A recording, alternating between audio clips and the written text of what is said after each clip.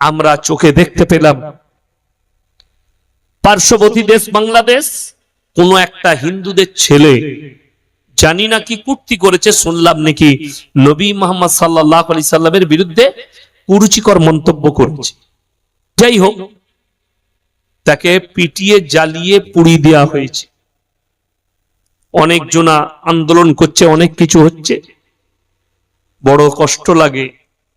যেমন এটাকে ইসলাম সাপোর্ট করে না, যে লোকগুলো আন্দোলন করছো। রাজস্থানে একটা পরিয়াজি শ্রমিককে পিটিয়ে পুড়িয়ে মেরে দেওয়া হয়েছিল, তাকে জেল থেকে বার করে ফুলের মালা দেওয়া হয়েছে। বিলকিস বানু 11 জন ধর্ষণ করেছিল গুজরাট দাঙ্গায়, তাদেরকে রেহাই দেওয়া হয়েছিল, তাদেরকে ফুলের মালা দিয়ে বরণ করা হয়েছিল। তাবরেজ আনসারীকে পিটিয়ে মারা হয়েছে, কোনো বিচার হয়নি। আল্লাহ নবীর একটা হাদিস শুনেলেন, হিন্দু মুসলিম সকলের শোনা দরকার।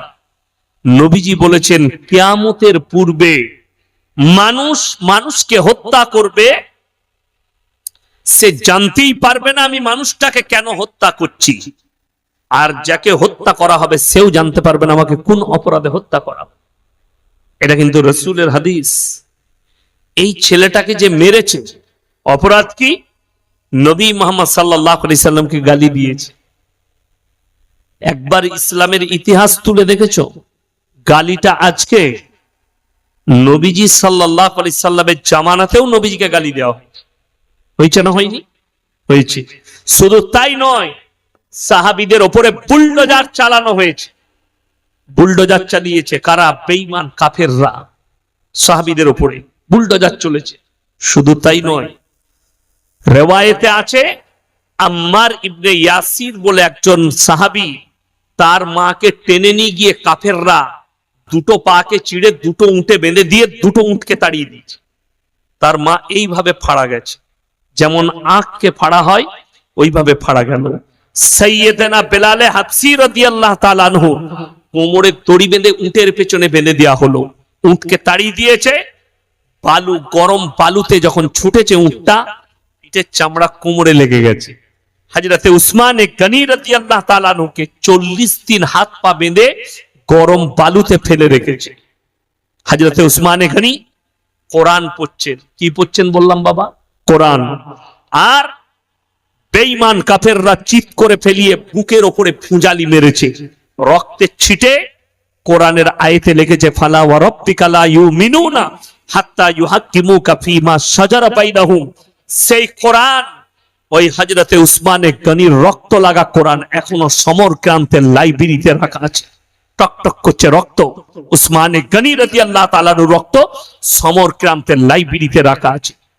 যেদিনে নবীজি মক্কা বিজয় করলেন, সাহাবীরা বললেন, ইয়া রাসূলুল্লাহ, তলোয়ার তুলে দাঁড়িয়ে গেল, আজকে আমরা বদলা নেব, এই অত্যাচারের বদলা আজকে নেব। নবী মুহাম্মদ সাল্লাল্লাহু আলাইহি সাল্লাম দাঁড়ালেন, হে আমার সাহাবীরা বসে যাও, তোমরা আজকে আমার 5টা কথার উপরে আমল করবে। 1 নম্বর, বৃদ্ধকে মারতে পাবে না। 2 নম্বর, বৃদ্ধাকে মারতে পাবে না। 3 নম্বর, শিশুকে মারতে পাবে না। 4 নম্বর, আত্মসমর্পণ করলে মারতে পাবে না। 5 নম্বর, কাবা ঘরে প্রবেশ করলে মারতে পাবে না। জোরে বলুন সুবহানাল্লাহ। নবীজি নিষেধ করলেন। এই এলান করার পরে বেঈমান কাফেররা দলে দলে নবীজির কাছে ঈমান আনছে। সেই দলে কে ছিল জানেন? যারা হজ করতে গেছেন তাকে জিজ্ঞেস করবেন। উহুদের প্রান্তরে 70 জন সাহাবীর কবর লোহার ব্যারিকেড দিয়ে ঘেরা আছে। যুদ্ধের ময়দানে শহীদ হয়েছিল 70 জন সাহাবী। নবীজি বললেন, লাশগুলো নিয়ে এসো। যখন নবীজি চাচা যান হযরতে আমির হামজা রাদিয়াল্লাহু তাআলা আনহু লাশ এলো, নবীজি হুঁটো গেড়ে বসে গিয়ে কাঁদতে লাগলেন, হাউ হাউ করে। কেন? এখান থেকে পেট পর্যন্ত চিড়া, গলার শ্বাস নালী সহ কালিজা থাট্টা উকুড়ে নিয়ে চিবিয়ে খেয়েছিল। তার নাম হিন্দা। যুদ্ধের ময়দান, চেহারাটা ক্ষত বিক্ষত। যারা হজ করতে গেছে তাদেরকে বলবেন, হজ করতে গেলে হবে না, উমরা করতে গেলে হবে না, একবার দেখে এসো তয়েফের মাটিটা। আজও সাক্ষী দিচ্ছে নবীজি সাল্লাল্লাহু আলাইহি সাল্লামকে মা আয়েশা জিজ্ঞেস করছেন, ইয়া রাসূলুল্লাহ, আপনার 23 বছরের জীবনীতে আপনি সব থেকে বেশি কষ্ট কোথায় পেয়েছেন? আল্লাহ রাসূলের চোখে পানি এলো। হে আয়েশা, 23 বছরের জীবনীতে আমি যেদিন সব থেকে বেশি কষ্ট পেয়েছি তয়েফের মাটিতে। আল্লাহ নবীকে আবার জিজ্ঞেস করলেন, ইয়া রাসূলুল্লাহ, আপনার পুরো জিন্দেগিতে সব থেকে বেশি আপনি অসহায় অনুভব করেছেন কোথায়? নবীজি বললেন, চোখের পানি ফেলিয়ে তয়েফের মাটিতে, যখন আমাকে পাথর মেরে রক্তাক্ত করা হয়েছে। আল্লাহ নবী বললেন, জিবরিল আমিন বলেছে একবার খালি হুকুম দেন, আল্লাহ আমাকে পাঠিয়েছেন, আমি একটা পর মারবো, পৃথিবীটা 7 বার ধ্বংস হবে। নবীজি কাঁদলেন আর বললেন, হে জিবরিল, আল্লাহ আমি তোমার কাছে দোয়া করছি, এদিকে ধ্বংস করো না। নিশ্চয়ই এরা, নাহলে এদের নসল, নাহলে এদের পরিবার, এদের পুত্ররা কোনোদিন একদিন আমার উপরে ঈমান আনয়ন করবে। চলে বলুন সুবহানাল্লাহ। নবীজি বদলালেননি। সাহাবীদের সামনে নবীজি দাঁড়িয়ে গেলেন আর দেখতে পেলেন মুখটা লুকিয়ে একজন আসছে, তারই নাম হচ্ছে হিন্দা। নবীজি দাঁড়িয়ে বললেন, হে কাফেরের দলেরা শোনো, তোমরা কলমা পড়ে নাও। হে হিন্দা, আমি আল্লাহ নবী দয়া করতে জানি, ময়া করতে জানি, ক্ষমা করতে জানি, বদলা নিতে জানি না। জোরে বলুন সুবহানাল্লাহ।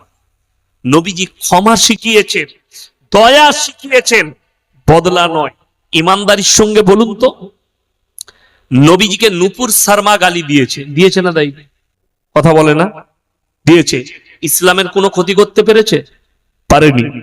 নাজিয়া ইলাই খান বলে একজন প্রতিনিয়ত গালি দিয়ে যাচ্ছে ইসলামকে, মুহাম্মদ সাল্লাল্লাহু আলাইহি সাল্লামকে, আলেম উলামাকে, দাড়ি টুপিওয়ালা দিকে গালি দিয়ে যাচ্ছে। কোনো ক্ষতি করতে পেরেছে? পারেনি। তার নিজস্ব ক্ষতি হয়েছে, তার চরিত্রের ক্ষতি হয়েছে।